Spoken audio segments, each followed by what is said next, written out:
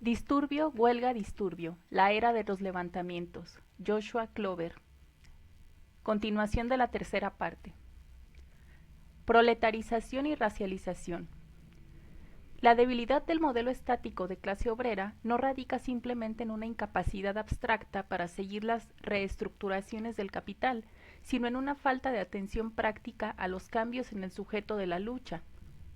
¿Cómo podemos concebir el disturbio como una forma, no solo de acción colectiva, sino de lucha de clases, cuando la racialización parece ser una característica fundamental del disturbio ampliado, tanto en Estados Unidos como en términos más generales en el mundo occidental en el proceso de desindustrialización?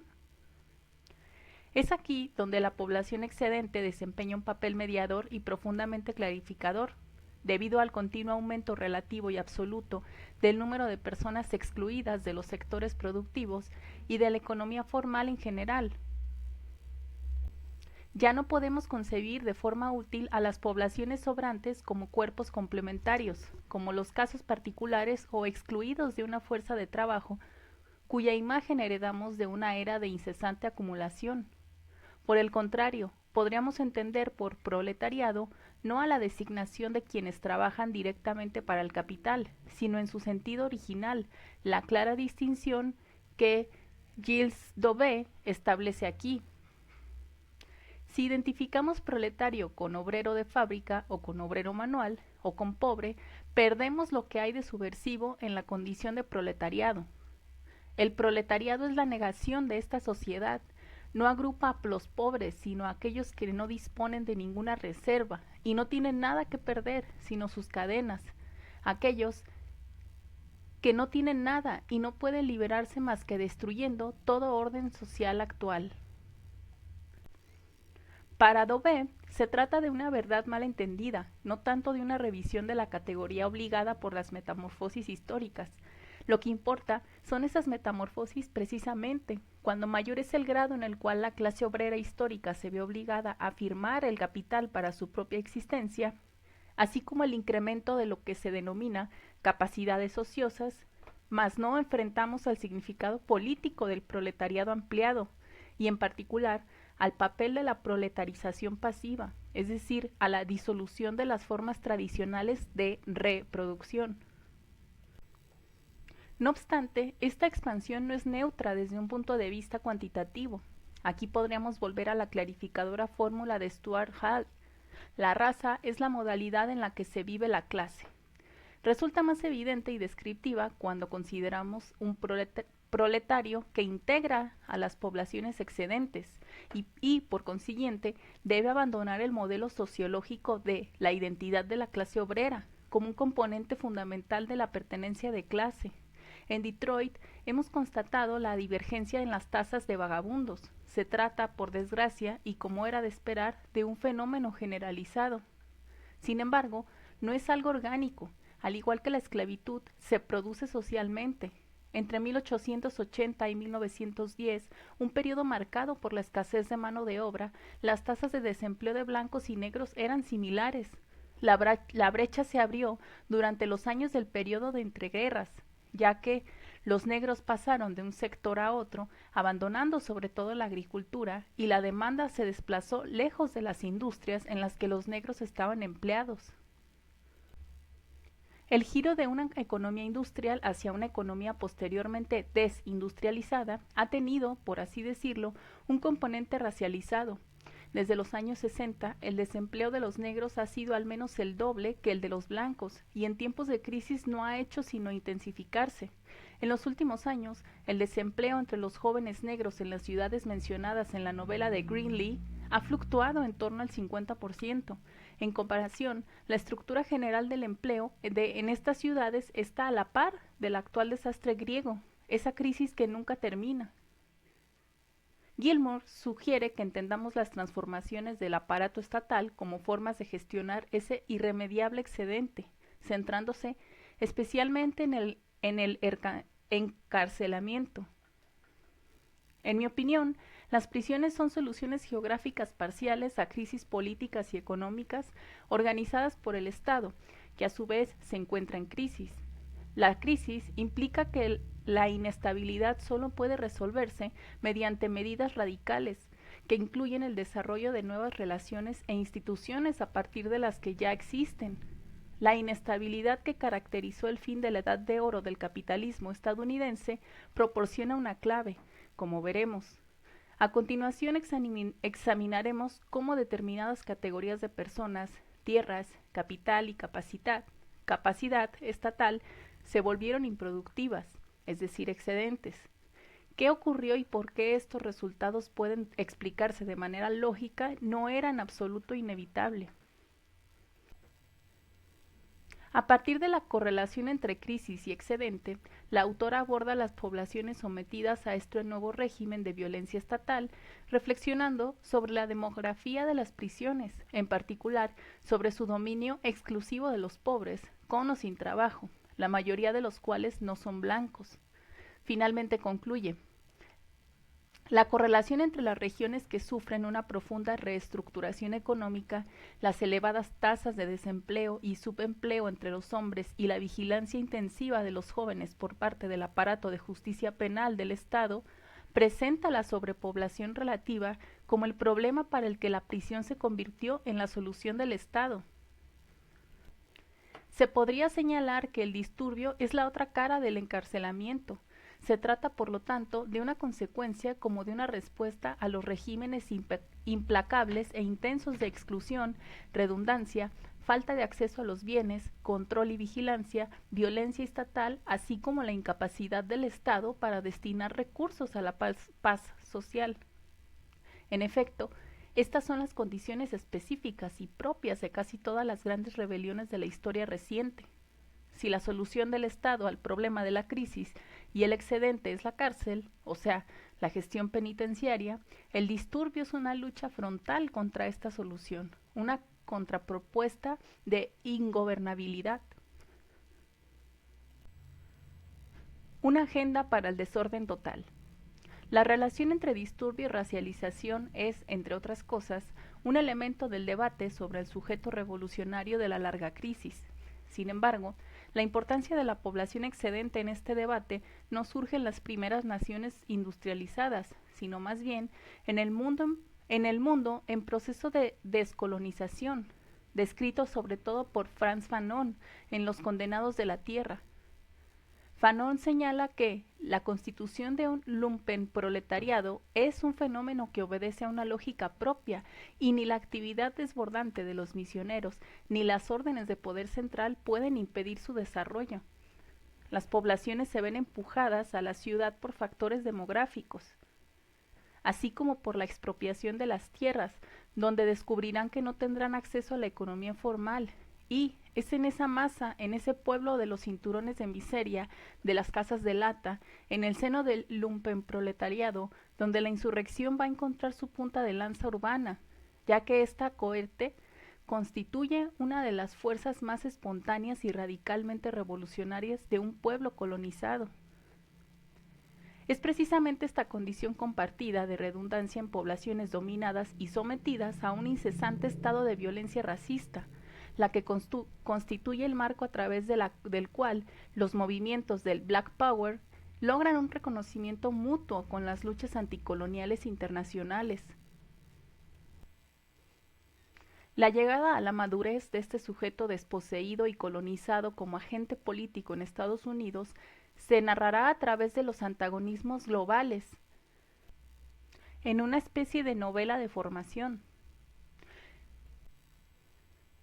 Grupos como el Revolutionary Action Movement o los Black Panthers estudiaron cuidadosamente los textos de Fanon, entre otros.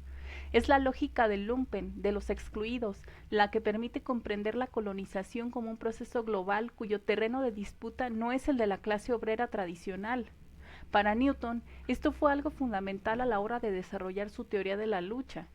En consonancia con la ambigua situación de transición de los años 60, Newton vacila entre ver a la población negra guetizada de Estados Unidos como la más explotada de una clase obrera tradicional, generadora de superbeneficios que permiten la proyección global del proyecto colonial, o como el lumpen excluido de Fanon.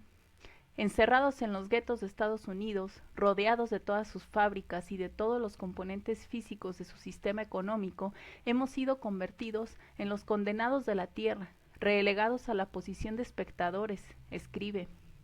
Esta situación es garantizada por el ejército de ocupación, encarnado por la policía, la gestión nacional de las poblaciones negras como colonización interna. Este argumento, combinado con el derrumbe del marco de las luchas por los derechos civiles y las conquistas progresistas que parecían posibles en una época de expansión, así como los análisis de pensadoras como Gilmour, que ven en el auge del Estado carcelario una gestión de la población excedente, empieza a conformar un sistema de coordenadas. El capital sostiene e impulsa el colonialismo, al tiempo que garantiza la proliferación de poblaciones excedentarias, en una dinámica combinada que podría haberse descrito como la división global del no trabajo, pero no es el capital en el sentido estricto el que disciplina o expropia a las poblaciones excedentes. Tampoco es el capital capaz, en la última instancia, de comprar la paz social. Las clases peligrosas globales no están unidas por su papel como productores, sino por su relación con la violencia estatal. Ahí reside la base de la rebelión de los excedentarios y de su forma, que debe superar la lógica del reconocimiento y la negación. La descolonización que se propone cambiar el orden del mundo, declara Fanon, es, como se ve, un programa de desorden absoluto. A la luz de esto, debemos señalar que el disturbio ampliado tiene su origen tanto en el mercado de la temprana Europa moderna como en las rebeliones de esclavos y los levantamientos anticoloniales de los siglos XVIII y XIX, entre aquellos para quienes la servidumbre ya se imponía mediante la violencia directa y legal. Pranajit Guha insiste tanto en el aspecto organizativo de estas luchas como en las consecuencias de obviarlas. La insurgencia, señala, era un empeño motivado y consciente de las masas rurales, y continúa. No obstante, esta conciencia parece haber recibido poca atención en la literatura que trata de ese tema. La historiografía se ha contentado con ocuparse del rebelde campesino simplemente como un ente empírico o un miembro de una clase, pero no como una entidad cuya voluntad y razón constituían la praxis de la llamada rebelión. La omisión se encubre en la mayoría de los relatos con metáforas que asimilan las revueltas campesinas a fenómenos naturales. Se manifiestan súbita y violentamente como una tempestad, lo remueven todo como terremotos, se propagan como fuegos en el bosque, infectan como epidemias. La idea se inscribe en el conocido debate entre agencia y determinación. Si se ciñe a un lado del binomio dialéctico, es seguramente en un esfuerzo por revelar los perniciosos efectos retóricos del punto de vista opuesto y su supuesta objetividad. Guha capta de manera brillante un efecto señalado anteriormente, por el que la supuesta espontaneidad de tales rebeliones proporciona una oportunidad ideológica para tratar a los rebeldes como espontáneos y salvajes, carentes de racionalidad, sin soberanía, socialmente determinados, pero no determinantes, sin ser plenamente humanos, lo que a su vez permite la continua racialización de los protagonistas de los disturbios y la justificación implícita de la dominación racial. Provocar disturbios equivale a fracasar en la medida de lo humano, no alcanzar la condición de sujeto. Se pueden observar ejemplos de este debate antagónico acerca de los temas apropiados desde el inicio de la larga crisis. En 1972, Alain Badiou rechazó con gran sarcasmo la deslumbrante novedad de las masas marginales disidentes, por su asociación con el desorden, bajo las rúbricas teóricas habituales de flujo y libre actuación, en favor de la sistematización finalmente coherente de las prácticas revolucionarias de su tiempo, o sea, de Marx y de Engels. De los muchos defensores de esta perspectiva, Badiou es particularmente sugerente debido a sus posteriores cambios en favor de la chusma en el Despertar de la Historia, en el que adopta con frecuencia el término racialmente codificado racail, o sea, escoria, para sus protagonistas. La misma palabra chusma, empleada por el entonces ministro del Interior Sarkozy como arma contra los alborotadores franceses en el 2005. A pesar de ello, esta evolución es incompleta. Para el comunismo genérico de Badiou, el orden sigue imperando, aunque ahora bajo el nombre de la idea y no del partido. No obstante, su recorrido registra un cambio más profundo en la base material, para entender a estos actores disolviendo así cualquier antinomia entre las masas marginales disidentes y una visión de cómo podrían desarrollarse las posibilidades revolucionarias. Este es el contenido vital de la recomposición de la clase a nivel global. El énfasis de Guja en el aspecto consciente y razonado, la subjetividad revolucionaria de los levantamientos aparentemente espontáneos en lo que a veces se ha llamado la periferia, ejemplifica una réplica a quienes desestiman tales luchas. Por sí solo, sigue siendo parcial. El relato de Fanon sobre la llegada implacable de las poblaciones excedentes al escenario político y su relación intransigente con ciertas formas de acción colectiva constituye un complemento indispensable. La trayectoria que traza no ha hecho más que intensificarse a medida que las ciudades se han convertido en un vertedero para una población excedente no cualificada, desprotegida y mal remunerada que trabaja en el comercio y en la industria de servicios informales. El alcance de esta evolución se recoge en Planeta de Ciudades de Miseria, de Mike Davis, un abrumador análisis de las poblaciones excedentes a escala global. Un aspecto de esta dinámica radica en la certeza de que estos progresos serán direccionados de manera cada vez más ardua hacia el centro desindustrializado, a medida que avanza la redundancia racializada.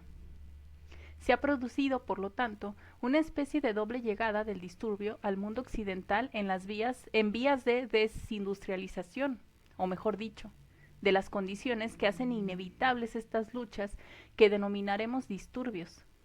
Provenientes de los disturbios contra las exportaciones y el mercado de los siglos XVII y XVIII, se desplaza desde la periferia hacia el centro. Este doble movimiento constituye una convergencia de las lógicas colonial y capitalista, cuyos desórdenes regresan a su lugar de partida.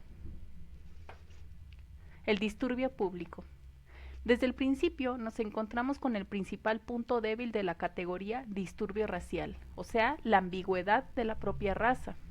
Gilmore, junto con muchos otros analistas, sostiene que la raza no tiene existencia propia, pero tampoco es una ficción. Más bien, se produce a través de un proceso que ella denomina racismo, que nosotros hemos venido llamando racialización, y a la que define como el hecho de producir y explotar, con o sin el aval legal del Estado, la exposición diferenciada por grupos a muerte prematura. Chris Chen sugiere que la atención no debe centrarse en la raza, sino en la adscripción racial, los procesos estructurales a través de los cuales se produce la raza, como algo distinto de los actos voluntarios de identificación cultural y de una variedad de respuestas a la legislación racial desde la huida hasta la revuelta armada. En sintonía con el argumento general, sugeriríamos, sin embargo, que la asignación ideológica preexistente de significado o falta de él a los levantamientos y a los disturbios participa en dicha adscripción. El disturbio, pese a toda su inevitabilidad sistemáticamente producida, es uno de los momentos de exposición de los que hablaba Gilmore.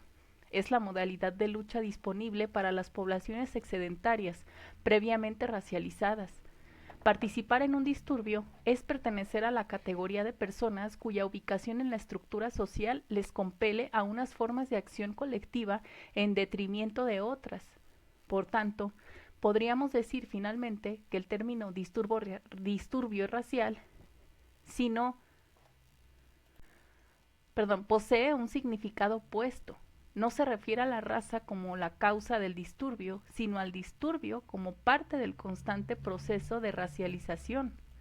En definitiva, no es que la raza produzca los disturbios, sino que más bien son los disturbios quienes producen la raza.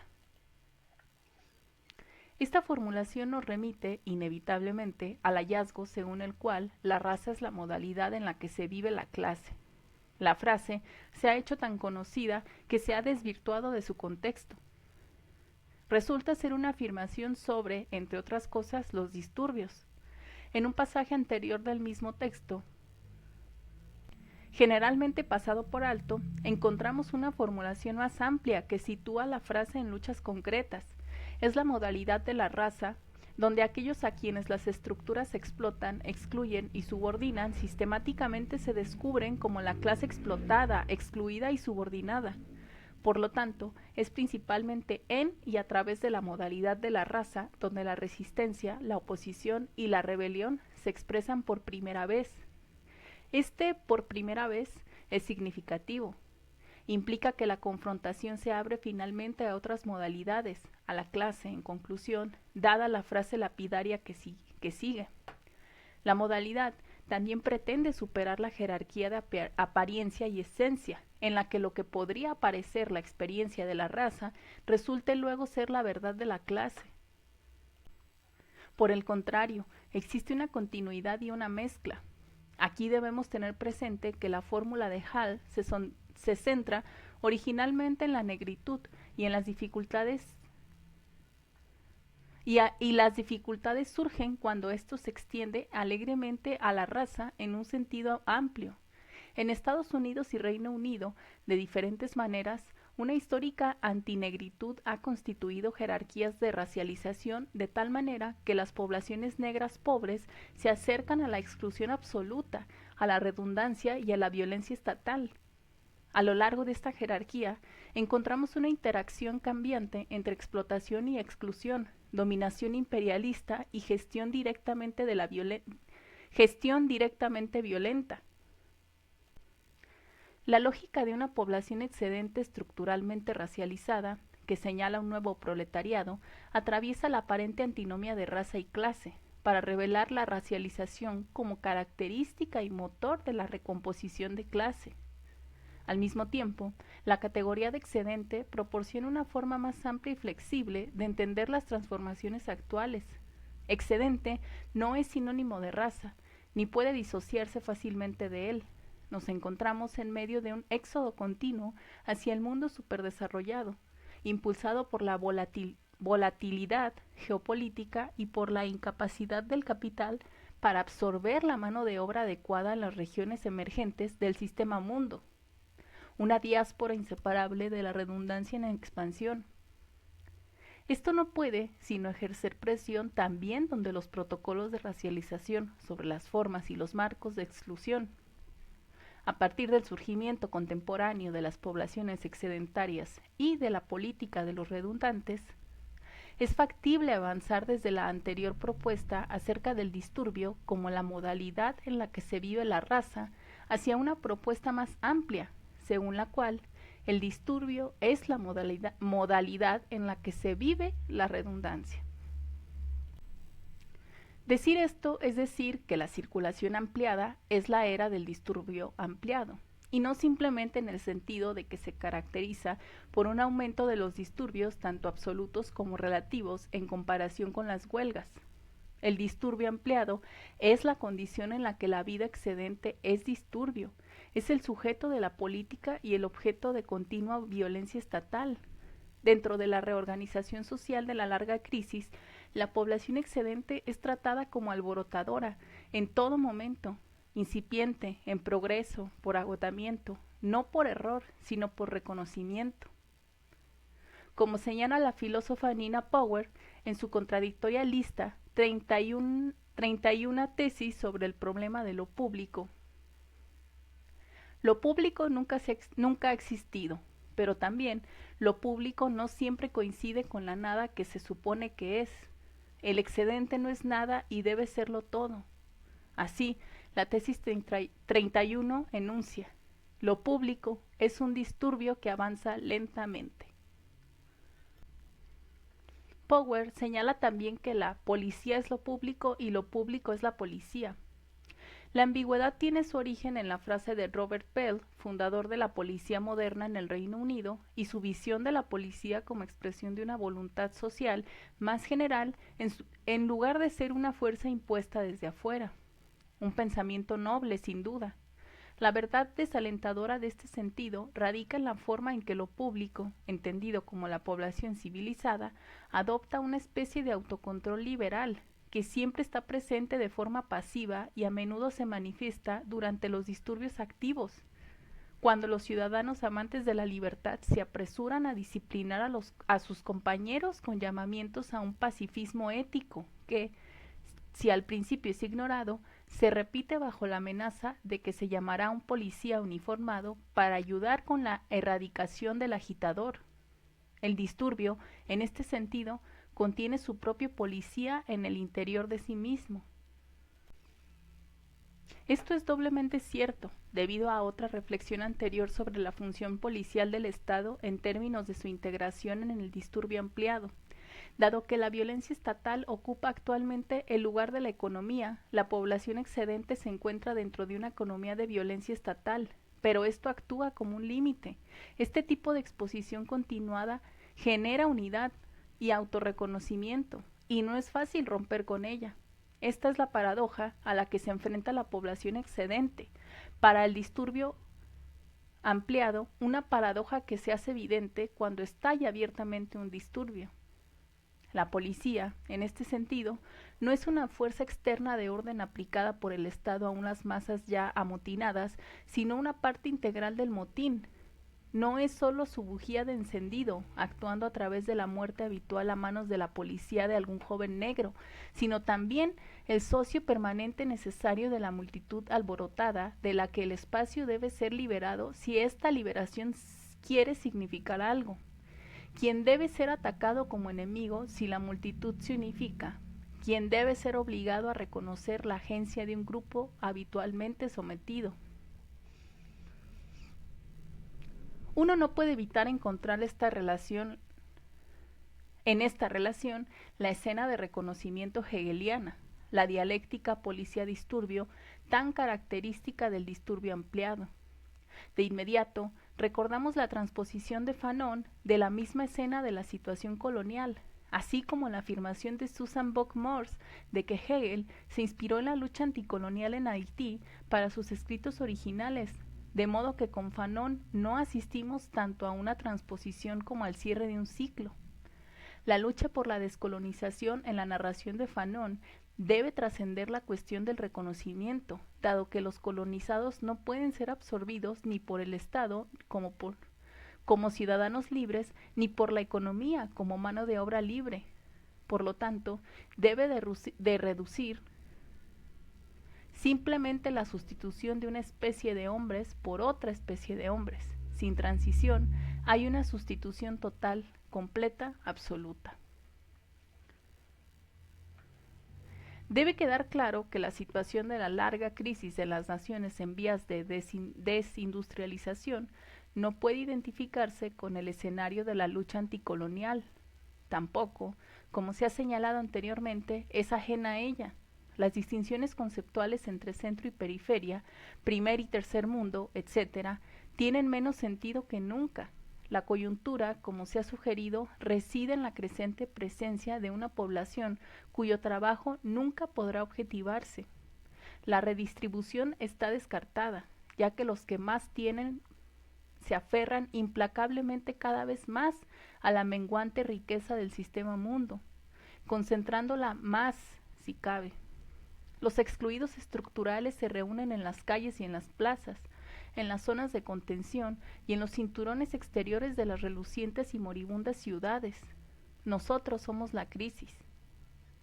Históricamente, los regímenes de acumulación en el Reino Unido y Estados Unidos han encontrado formas de absorber a estas poblaciones, de proporcionarles una vía para su autorreproducción, aunque también que es también la reproducción del capital. Ahora, la cuestión de la reproducción proletaria se plantea cada vez más allá del salario. Sin embargo, los sujetos del disturbio ampliado tampoco pueden imaginar una subsistencia significativa en el mercado. Al modo de la anterior era del disturbio, la separación entre producción e intercambio y la presencia de la policía constituyen la ausencia misma de esta posibilidad. La gran recomposición de clase y la abstracción de la economía son una misma cosa. La fijación de precios, incluso en su forma contemporánea, resulta ser un paliativo muy efímero.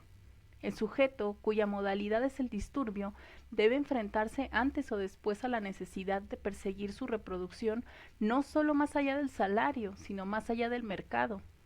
En este sentido, el disturbio es el signo de una situación que al final debe absolutizarse, no por la naturaleza salvaje y efectiva del disturbio, aunque los que han tenido experiencias de este tipo saben que se trata de una fuerza vertiginosa, sino por la situación que se ha desarrollado y el proceso de deterioro en la que se encuentra. El disturbio ampliado no es una reivindicación, sino una guerra civil. Tenemos, pues, algo así como una última contradicción. Por un lado, el disturbio debe absolutizarse, avanzar hacia una autorreproducción más allá del salario y del mercado, hacia una agenda social que definimos como la comuna, que es siempre una guerra civil. Por otro lado, el disturbio está enredado tanto interna como externamente, con la función policial que parece un bloqueo a cualquier absolutización de este tipo. Esta contradicción ofrece algunas maneras de pensar en los disturbios, las rebeliones y los levantamientos de los años posteriores al colapso del mercado mundial del 2008. Las particularidades históricas que encarnan, los fracasos que conllevan, el futuro que sugieren.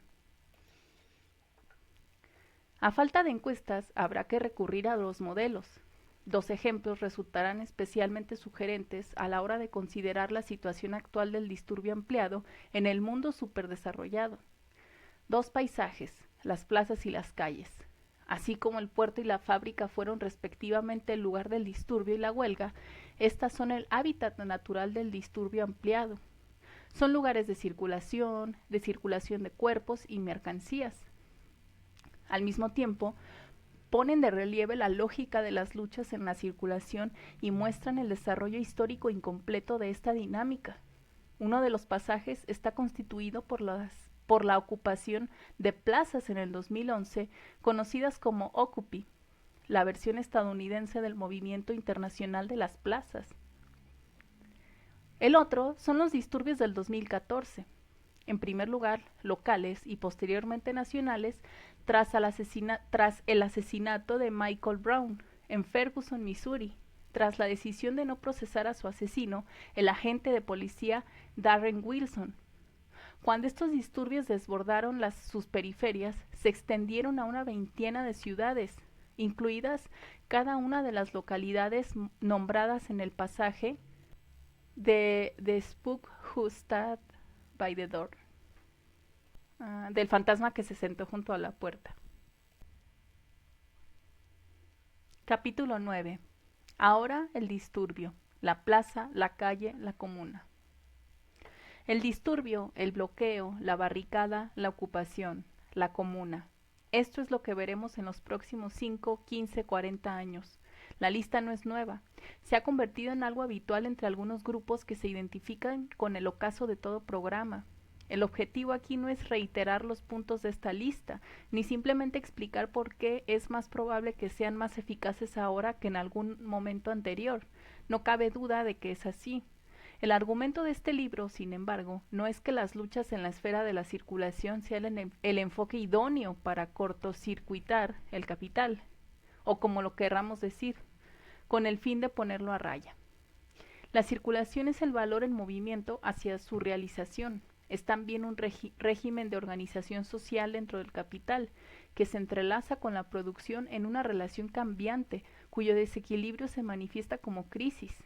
Hemos intentado sentar las bases teóricas e históricas de las circunstancias ya existentes, dadas y transmitidas desde el pasado, de por qué dentro de estas circunstancias son inevitables nuevas luchas en la circulación, y de cómo una mayor comprensión de este marco conceptual y de la historia material podría mediar entre lo que es y lo que debería ser.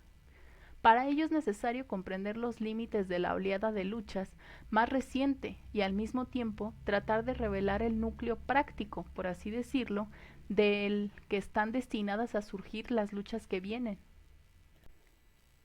Las plazas y la alianza de clase.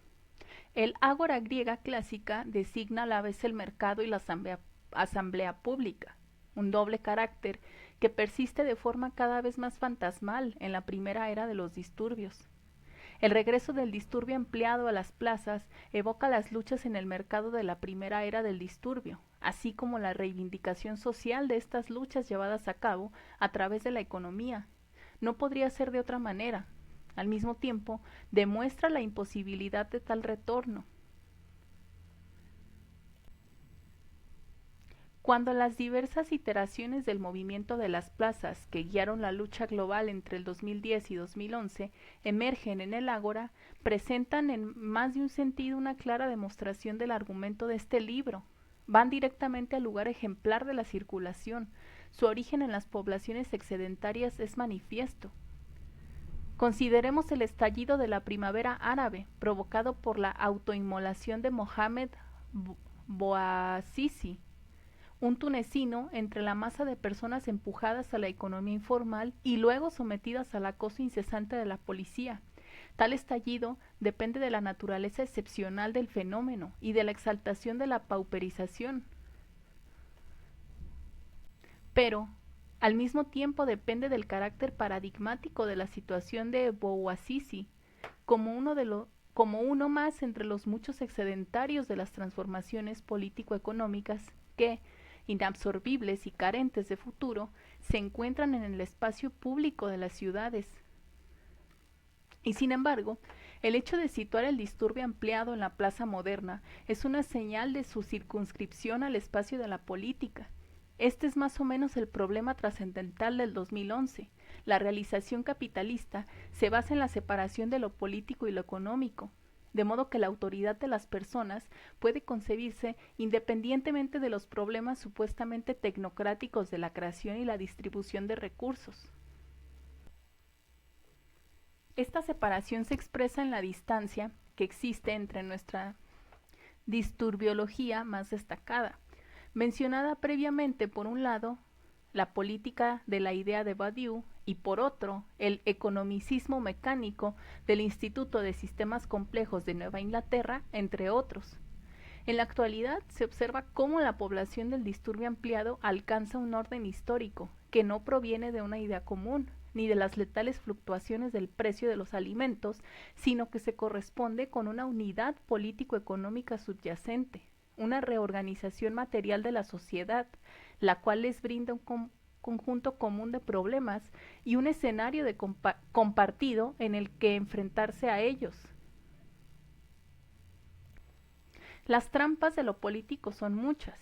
El hecho de que las acampanadas de Occupy se extendieran con la indignación que siguió a su violenta represión va en paralelo a su orientación más amplia hacia el Estado y sus instituciones. Otra trampa se ve en los prolongados disturbios de la crisis griega. Su anticristos entre policías y sus antagonistas, ininterrumpidamente desde el 2008, preconiza y localiza la acampada en la plaza Sintagma de Atenas y los constantes ataques al edificio del Parlamento. Podría decirse que el ejemplo más doloroso de la trampa de lo político es el descubrimiento, ante los aparentes golpes de Estado de la primavera árabe, de unas revoluciones oficialistas fatídicamente incompletas. El pueblo quiere la caída del régimen. Pero este antagonismo es de hecho interminable y circular, como han señalado algunos. Nada puede hacer más patente esta circularidad que la marcha de Mohamed Morsi 30 meses después de la caída de Hosni Mubarak, un año y una semana después de su propia elección. Resulta que no era la caída del régimen lo que el pueblo quería, no era la democracia en algún sentido abstracto. A pesar de los proyectos de rehabilitación emprendidos por varios filósofos, la democracia sigue siendo lo contrario a la absolutización. Si empezamos por el Estado, terminamos en el Estado, señala Christine Ross, argumentando que narrar el nacimiento de la Comuna de París como un enfrentamiento entre la población y su gobierno es limitar nuestra comprensión del acontecimiento a una lucha por el control de un Estado que sigue siendo el Estado. Este es el límite tanto para la teoría como para la práctica. especialmente cuando intentamos comprender todas las formas en las que el Estado moderno evoluciona y a partir de las estructuras del capital y cómo estas estructuras le son necesarias. En ningún lugar estuvo más presente este inútil impulso democrático que en Estados Unidos, donde la deliberación se convirtió en un fin en sí mismo. Los objetivos prácticos del Occupy Wall Street se definieron rápidamente. En un principio, el movimiento declaró su intención, algo inverosímil, de bloquear la bolsa, de interrumpir la precipitada carrera del propio capital financiero, empujando rápidamente a la plaza, que haría famosa, rodeada de barricadas y policías. Occupy se extendió periódicamente por todas las calles adyacentes y el puente de Brooklyn. Su otro propósito declarado era desarrollar una propuesta unitaria contra la oligarquía financiera considerada responsable de haber provocado la crisis financiera, así como contra la política de austeridad derivada de la misma. Quedó claro rápidamente, aunque de forma tácita, que cualquier reivindicación específica podría fracturar la frágil unidad. De este modo, la acampada terminó convirtiéndose en su propia reivindicación, al mismo tiempo que se hacía un llamamiento al reconocimiento de la miseria vivida por la austeridad y prefiguraba formas imaginativas de autogestión futura. Es revelador que la innovación más famosa del Occupy Wall Street fuese una forma de comunicación, el micrófono humano. Occupy Oakland compartirá similitudes genéricas con Occupy Wall Street, entre las que, por supuesto, no faltarán las formas de deliberación. Las diferencias serán más interesantes. Fue la militante de las acampadas y propuso la idea del disturbio como modalidad, sobre todo porque fue capaz de tomar regularmente las calles de la ciudad y convertirse en un disturbio abierto. Partiendo de la intensa concentración de riqueza, de la gentrificación y la creciente desigualdad característica pero no exclusiva de Oakland y el área de la bahía, la destrucción periódica de propiedades por parte de Occupy Oakland funcionó como una especie de fijación de precios, un intento de reducir el creciente valor de las propiedades socavando las normas burguesas de la habitabilidad. Al mismo tiempo, el movimiento atacó directamente la economía. Los ocupantes bloquearon 2 veces el inmenso puerto de Oakland, ambas veces en incómoda colaboración con el sindicato de estibadores. Una de ellas en el marco de un intento de huelga general, la primera en Estados Unidos desde 1946. Junto a estas clásicas luchas en la circulación, no es de sorprender que Occupy Oakland se centrara en una cocina comunitaria, señalando la centralidad de la población excedente en la acampada. A pesar de su papel dentro de la Red Nacional de Acampadas en otoño del 2011, la formación Occupy Oakland también debería entenderse a la luz de otras historias. Una de ellas es la del doble disturbio, un lugar común, poco comprendido en su nivel sistémico. En Francia, los disturbios del 2005 saltan de suburbio en suburbio, especialmente las que cuentan con una población fuertemente informalizada e inmigrante. Tras la muerte de Sayed Benna y Bounau Traoré, mientras huían de la policía en 2006, los llamados disturbios del movimiento contra el contrato de primer empleo fueron una respuesta al intento de reestructurar el mercado laboral juvenil e implicaron la ocupación de numerosas universidades. El patrón se repite en Reino Unido, en orden inverso. Primero se dieron las luchas estudiantiles en 2010, que incluyeron tanto ocupaciones de universidades como el saqueo de la sede de los Tories. Después se produjeron en los disturbios de Tottenham en 2011 tras el asesinato de Mark Duggan. En Oakland, los disturbios de principios del 2009 se desencadenaron tras el asesinato de Oscar Grant a manos de la policía. En 2009 y 2010 tuvieron lugar toda una serie de ocupaciones universitarias que provocaron una represión militarizada en toda California y en todo el país, pero se centraron en la cercana Berkeley. La forma del doble disturbio es lo suficientemente clara. Un disturbio surge cuando los jóvenes descubren que las vías que antiguamente prometían una integración formal mínimamente segura en la economía ahora se encuentran clausuradas. El otro proviene de las poblaciones excedentarias racializadas y de la violenta gestión estatal de las mismas. Son los titulares de pagarés sin fondos y los poseedores de la nada más absoluta. Cuando consideramos este emparejamiento contemporáneo, que supuestamente debería estar en oposición, la abyección de unos traiciona el relativo privilegio de otros. Esto es en sí mismo una comprensión sesgada de la crisis y de sus poblaciones, de los modos y temporalidades a través de los cuales se despliega la exclusión.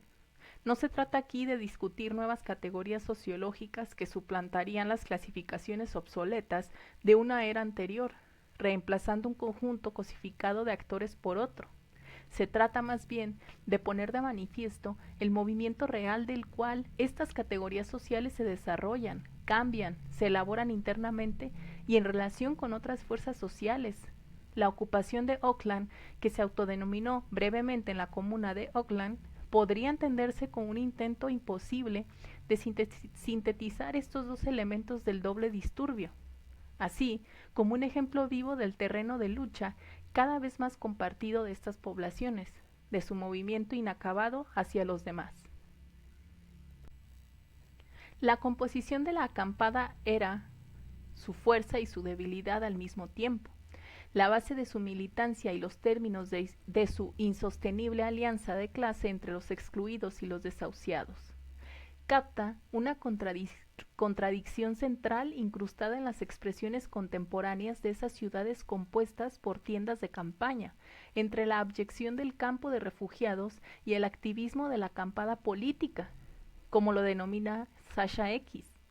No obstante, esta descripción pasa por alto la incorporación actual de la acampada política dentro de las condiciones político-económicas.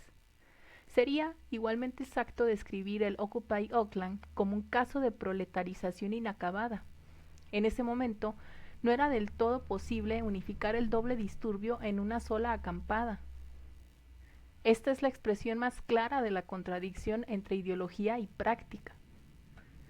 El discurso dominante de Occupy, somos el 99% y por tanto merecedores de una parte equivalente de la riqueza social y el poder de clase, es incapaz de representar a aquellos cuyas vidas ya están más allá de las promesas de mejora institucional y política redistributiva.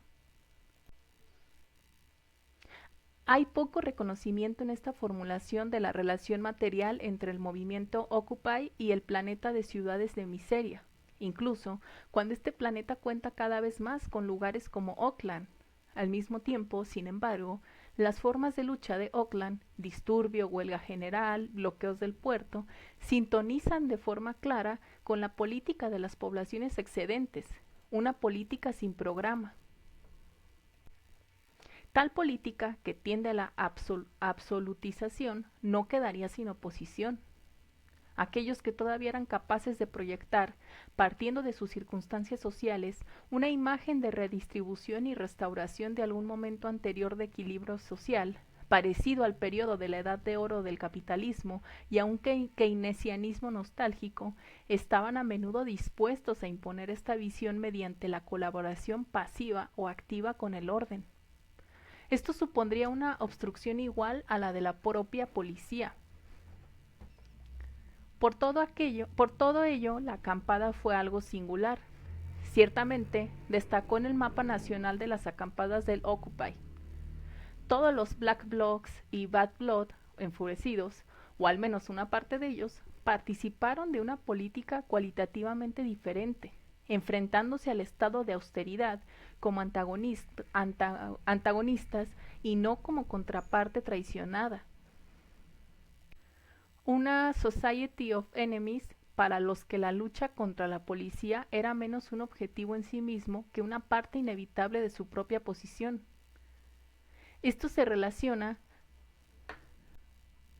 mejor con una narrativa internacional, un hilo rojo que se extiende sinuosamente desde los disturbios de los suburbios hacia los futuros festivales de gases lacrimógenos del mañana. La continua alianza o falta de distinción entre la acampada de la población excedente y otros grupos políticos que no pueden ser integrados por el Estado es una característica esencial del disturbio ampliado, una característica que sin duda se extenderá e intensificará a medida que continúe mutando en el paralelo con la producción de la no producción y la inestabilidad política global. La calle y la brecha. La lógica de las luchas en la circulación no ha tenido un ejemplo más espectacular que el 24 y 25 de noviembre del 2014, cuando el disturbio se extendió de una ciudad a otra desde un suburbio de San Luis, Missouri, tras un episodio de violencia intolerable debido a una fatídica gestión de las poblaciones racializadas por parte de la policía. Estos disturbios no surgieron de la nada, sino de todas partes, reflejando la manera en que comienzan los disturbios en la era del disturbio ampliado. El lugar de este disturbio es la calle donde Michael Brown fue asesinado, la calle donde la gente se reunió para esperar la noticia de que su asesino quedaría libre de cargos, la calle donde la gente se encontró después. La calle donde la violencia contra la policía allanó el camino para el saqueo de centros comerciales, así como hacia otros objetivos. Y finalmente están las autopistas a escala continental, clausurando cruce tras cruce a lo largo del sistema de autopistas interestatales, el paisaje construido para la circulación, en su día el mayor proyecto de obras públicas conocido de la historia. Sin embargo, esto no debe reducirse al espectáculo, a la representación. El bloqueo de carreteras, la interrupción de la circulación como proyecto inmediato y concreto, expresaba el deseo insaciable de que todo se detuviera. Las autopistas y las autovías eran el material más cercano de todo ello, de la totalización antihumana y la cosificación del mundo. Escenas similares en todo el país transmitieron una extraña sensación de coordinación y de organización sin organización. Disturbios adquirieron una dimensión nacional no solo debido a la impunidad otorgada a un oficial de policía, sino también por una serie de asesinatos ocurridos en todo el país, policías contra personas, eslabones de una cadena infinita. Sin embargo, aún más notable y sorprendente que el salto espacial de estos disturbios fue su prolongación en el tiempo. Ahí radica la verdadera novedad de Ferguson. Tras la muerte a tiros de Michael Brown a manos de Darrell Wilson, los disturbios locales comenzaron casi inmediatamente y se prolongaron durante más de 2 semanas. Medir el disturbio es una ciencia inexacta. Sin embargo, esta secuencia parece haber durado más que cualquiera de los casos similares analizados anteriormente, desde Detroit, Newark, Chicago hasta la actualidad. Cualquiera que haya estado en Ferguson reconocerá lo extraordinario de este hecho. La población de San Luis es de unos 20,000 habitantes. Hasta los 70 llegó a tener unos 30,000, antes de que la desindustrialización se impusiera. No hay muchas cosas para quemar, no hay plazas que ocupar, pero la complicidad entre la calle y la plaza persiste. En la avenida comercial de West Florissant, epicentro de los disturbios, la gente quemó el mercado de Quick Trip y utilizó el solar como plaza hasta que fue acordonado por el Estado. La transformación racial de la ciudad ha sido sorprendente, aun cuando ha seguido un curso cada vez más común, pasando de estar aproximadamente constituida por 3/4 partes de blancos y 1/4 parte de negros en los 90 a una situación prácticamente inversa en el 2010. La estructura tradicional estadounidense, caracterizada por la huida de los blancos, que en su día convirtió los centros urbanos en zonas de alta concentración de población excedente, ha mutado para asemejarse al modelo global y más bien europeo de suburbios y barrios de miseria que integran a la población excedente en cinturones alrededor de las ciudades. Phil Neal ofrece una clara explicación de cómo estos cambios demográficos y la geografía del debilitado paisaje proporcionan los términos para el disturbio suburbano, cuyo locus clásicus se encuentra en el levantamiento descentralizado y sin reivindicaciones de Los Ángeles en 1992. Neal identifica un elemento adicional para explicar la dificultad de contener el disturbio, a saber, la ausencia de una clase de dirigentes negros capaz de mediar y poner orden en el nombre de la comunidad. Esto es muy revelador de lo que en realidad es un desarrollo estructural mucho mayor.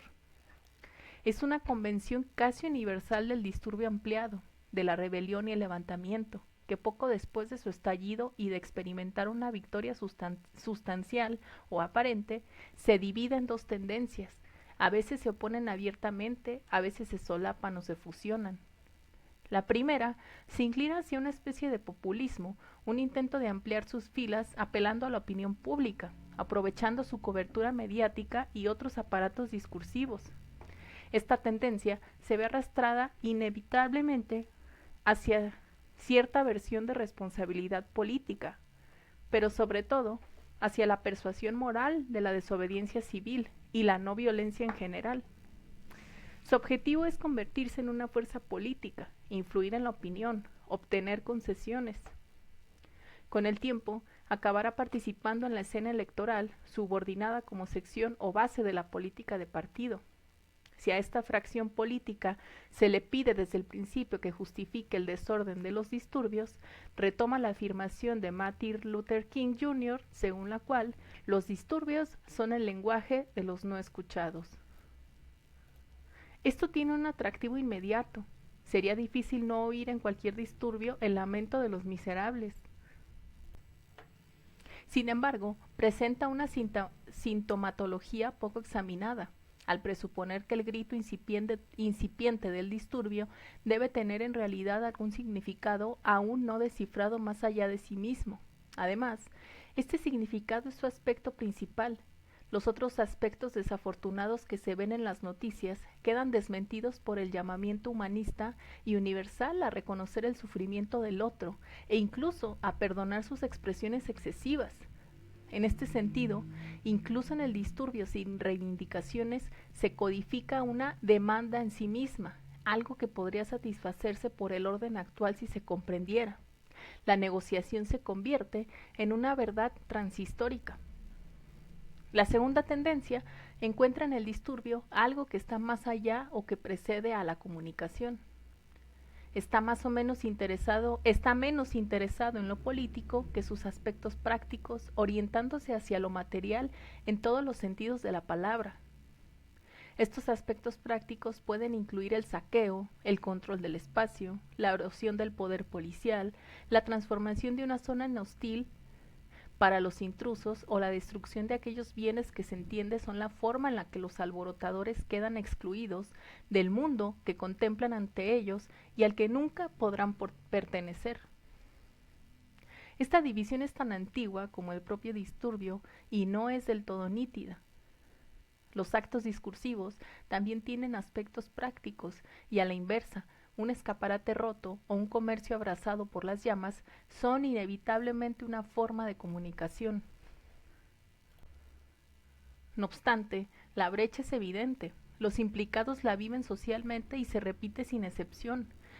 Así ocurrió también en Ferguson, donde en cada una de las noches de disturbio se produjeron tantas marchas pacíficas que seguían en gran medida las prescripciones policiales, como acciones menos ordenadas que incluían incendios intencionados y disparos contra los agentes de policía.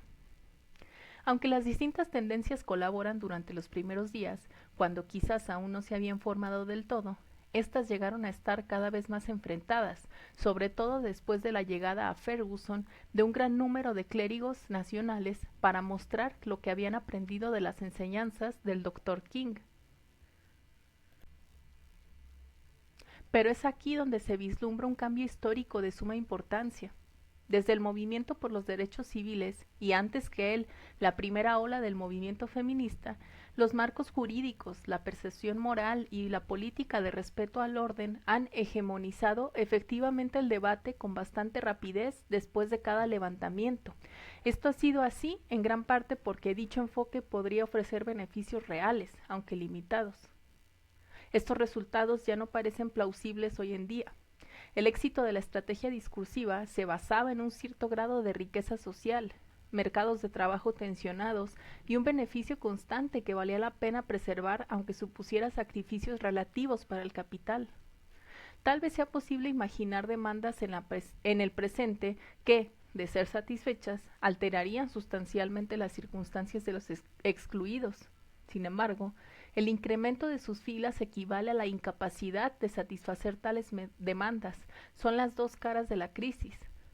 De la misma manera que Estados Unidos ya no puede garantizar la acumulación a escala global y por consiguiente debe ordenar el sistema mundo mediante la coerción y el no consentimiento, el Estado ya no puede otorgar el tipo de concesiones obtenidas por el movimiento de los derechos civiles, es decir, no puede comprar la paz social. Todos son palos y no hay ninguna zanahoria. Los disturbios de Baltimore tras el asesinato de Freddie Gray en el 2015, cuya duración e intensidad serían respondidas por la Guardia Nacional y un estado de emergencia de 9 días, no hacen sino afirmar esta situación. Como resultado, la brecha ya no puede cerrarse tan fácilmente. La prolongación de la furia de los disturbios es, sin duda, una muestra de las tensiones sociales en torno a una policía racista, así como la inmanente violencia aplicada en la gestión de las poblaciones excedentarias en general. También es una expresión del escaso atractivo que tiene la moderación y la resignación optimista. Este enfoque aún conserva cierto carisma, como atestigua la actual institucionalización de los levantamientos de Ferguson y Baltimore, gracias a la contención de las ONG. Al mismo tiempo, cada vez es más difícil refutar el argumento según el cual la subordinación y la violencia sin límite son estructurales, por lo que no pueden resolverse ni práctica ni teóricamente mediante la participación redistributiva. A menos que se produzcan cambios impredecibles en los cimientos del organizado, la brecha se ensanchará y permanecerá abierta durante mucho tiempo. Así es como aparece en la práctica el impulso hacia la absolutización. Si entendemos cada paso como una brecha que cada vez más durará más, también aumentará el número de brechas abiertas en un momento dado. Es previsible que una serie en cascada de ellas, dirigidas inicialmente pero no exclusivamente por las luchas racializadas, logre preservar su existencia al tiempo que atrae a otras luchas para que aprovechen su principal oportunidad contra el desorden que se extiende. Un desorden que ahora se sitúa no del lado del disturbio, sino del lado del Estado, de lo que antes había sido en sí mismo un orden violento. Contra este gran desorden es necesaria la autoorganización. La supervivencia es una clave diferente. Ni siquiera es necesario considerar que esto pueda suceder para considerarlo algo más probable que un renovado programa socialista, por mucho que esté vestido con los ropajes de una economía supuestamente nueva. Comuna y catástrofe. Si la plaza y la calle han sido dos lugares del disturbio ampliado, ambos se abren a la comuna. La comuna, sin embargo, no es un lugar propiamente dicho. No es una aglomeración territorial, como lo expresaba Kropotkin.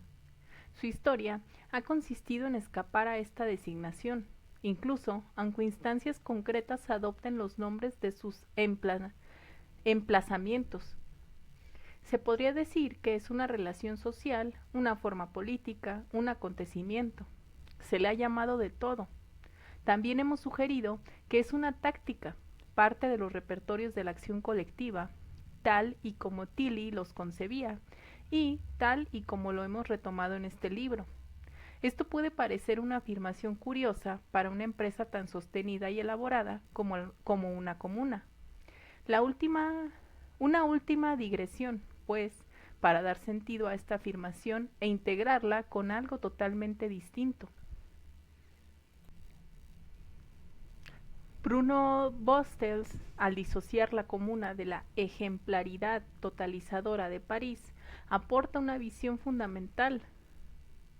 En su investigación sobre lo que el historiador Adolfo Gili denominó la comuna de Morelos, que alcanzó su punto álgido en 1914 y 1915, escribe: en cuanto a las formas de organización y su aparición, se acusa al anarquismo de favorecer los levantamientos y atentados espontáneos como parte de su ideología de acción directa, a la que solo una conciencia de clase socialista, orientada hacia la conquista del poder del Estado, otorgaría, al parecer, la organización necesaria de un movimiento político duradero.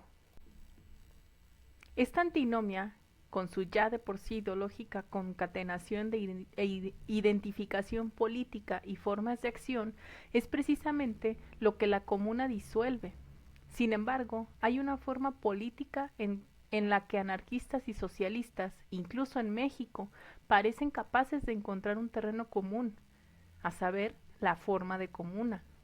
Esta multiplicidad de la comuna es señalada por Marx a propósito de París, de la que extrae una lección más unívoca. He aquí su verdadero secreto.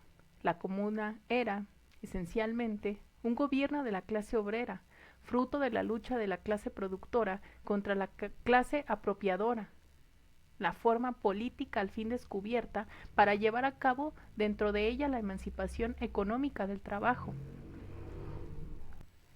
Esta conclusión es ambigua si analizamos Morelos con respecto a París, dada la continuidad provisional de la reforma agraria campesina y obrera junto a las luchas anticapitalistas en las fábricas azucareras en proceso de industrialización. Una ambigüedad que Bustels hace extensiva a toda la historia subterránea de la comuna mexicana a través del levantamiento zapatista del 94 y la comuna de Oaxaca del 2006. Es decir, desde esta perspectiva, no parece nada claro que el secreto de la composición de la comuna resida tanto en particular gobierno obrero como en la experiencia comunal de varias fracciones sociales. Y esta es exactamente la cuestión. Dentro de las transformaciones del presente, la forma de la comuna es impensable sin la articulación de la clase obrera tradicional en un proletariado ampliado, es decir, un proletariado que no esté orientado por los trabajadores productivos, sino por las poblaciones heterogéneas de personas carentes. Al igual que en el disturbio, en la comuna pueden aparecer trabajadores, pero no necesariamente como tales. Ross sostiene que la comuna se define en parte por el alcance de esta relación. Lo que la comuna ofrecía como medio político y social, a diferencia de la fábrica, no era solo un ámbito social más amplio, que incluía a mujeres, niños, campesinos, ancianos o desempleados, sino que atañía no solo a la producción, sino también al consumo.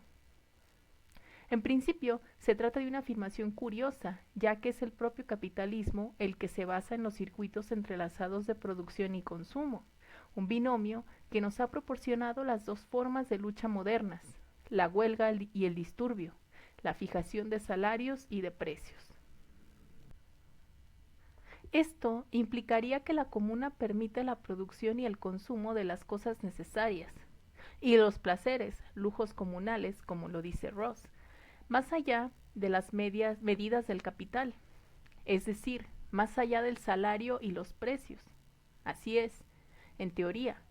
El comunismo actual, que ya no se puede confundir con el control obrero sobre la producción y la distribución al modo socialista, supone la ruptura de la relación entre la aportación del trabajo y el acceso a los bienes de primera necesidad, las actividades sociales hermanas reguladas por el salario y el precio respectivamente. Puede preservar la producción y el consumo en un sentido general, pero eliminan las mediaciones que vinculan la producción al consumo. Solo entonces se rompen las limitaciones del valor que organizan las relaciones sociales. Pero, acechando entre las sombras proyectadas por la luz abstracta del ideal, está también la idea, práctica y concreta, de que la comuna está más allá de la producción y el consumo capitalistas. Si volvemos, en último momento, a la historia material, es porque nuestro punto de partida nunca ha sido otro. Ni la Comuna de París ni la Comuna de Morelos pueden entenderse independientemente de las catástrofes sociales, las convulsiones, que las precedieron. La comuna aparece más allá del salario y del precio, porque estas luchas dejan de ser posibles en la práctica, porque la reproducción humana en ese momento no se encuentra ni en el lugar del trabajo ni en el mercado. En la medida en que la comuna es una apertura histórica, es también un cierre, y este cierre es inseparable de su existencia y acción. Como nos recuerda Marx, la gran medida social de la comuna fue su propia existencia, su labor. La comuna, pues, tiene una continuidad con el disturbio. Presupone la imposibilidad de fijar salarios como medio para asegurar cualquier forma de emancipación. Como muchas de las luchas en la primera era de los disturbios, probablemente será iniciada por aquellos para quienes la cuestión de la reproducción, más allá del salario, ha sido un problema desde hace tiempo. Aquellos que han sido forjados socialmente como los portadores de la crisis. Las mujeres fueron las primeras en actuar, nos recuerda Lisa Garay, a propósito de la Comuna de París, doblemente castigadas por la miseria del sitio. Este sitio, que es el género, nunca ha terminado. Asimismo, la Comuna también rompió con la fijación de precios que estaba en el origen de los disturbios, porque esta acción no garantizaba la subsistencia, iba más allá de la huelga y del disturbio. En esta situación, la comuna no aparece como un acontecimiento, sino como una táctica de la reproducción social. Es fundamental entender la comuna primero como una táctica, como una práctica a la que la teoría le es adecuada. Más allá de la huelga y del disturbio, lo que distingue los problemas y las posibilidades de la reproducción de la producción y el consumo es lo siguiente. La comuna es una táctica que al mismo tiempo es una forma de vida. La comuna que viene se desarrollará allí donde las luchas, tanto en la producción como en la circulación, se hayan agotado. La comuna que viene surgirá probablemente primero, no tras los muros de las ciudades o las comunidades amuralladas, sino en las ciudades abiertas, donde los excluidos de la economía formal y abandonados a la deriva en la esfera de la circulación ahora son testigos de la incapacidad del mercado para satisfacer sus necesidades. La situación se desmorona, el centro y la periferia no pueden sostenerse. Damos vueltas sin parar por la noche y nos consume el fuego. Tal es la crisis del capital que puede revertirse. Es una apuesta peligrosa para cualquiera de los dos bandos. Sin embargo, en la crisis persistente, la reproducción del capital a través del circuito de producción y circulación, salario y mercado, aparece cada vez más, no tanto como posibilidad, sino como límite de la reproducción proletaria. Un circuito muerto y en llamas. Aquí el disturbio vuelve tarde y aparece pronto, al mismo tiempo demasiado e insuficiente. La comuna no es más que el nombre dado al intento de superar este límite, una catástrofe extraña aún por venir.